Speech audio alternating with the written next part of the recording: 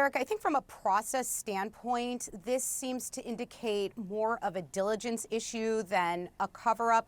Look, the amount of documents don't surprise me because what's happened here is the searches have expanded. We aren't talking just about narrow searches related to a case against Jeffrey Epstein. We are now talking about searches related to every possible mention of Jeffrey Epstein. So when this law was passed back in November, DOJ was going to have to cast a wider net for all possible relevant documents. So we knew that there was going to be voluminous. The issue is timing because they've had over a month and we're now hearing that there's over 1 million documents. So for me, sloppy, maybe, suspicious, not necessarily. But let me just follow up on that point, because based on your experience, right, as a former federal prosecutor, given the fact that, yes, the law was passed in November, but DOJ essentially knew this was coming. They knew that there was this push. It had been going on for months, even though it took a while to get there.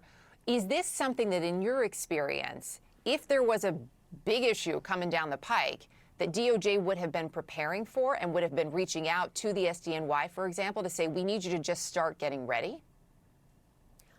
Well, Erica, that's an interesting question. I think, look, they did know this was coming down the pike. That's why I said this was a diligence issue, right? Would it have made sense, especially knowing that the legislation was likely to pass, to get everybody at the ready? You know, DOJ is saying they have hundreds of attorneys working on this round the clock. So it would have made sense to do those things earlier. You know, and in my experience, we were extremely diligent. But that being said, the DOJ was not required to do this until the law passed, and now they have to comply. And it seems like their compliance has been hindered by those internal processes. Mm-hmm. So it's very hard to speculate, and you know, it's hard to draw a comparison because this is an unprecedented situation. But that being said, to say you now need more weeks to comply with the law where the deadline was December 19th, again, indicates that they have not been as diligent as they should be, and they should be continuing to work round the clock to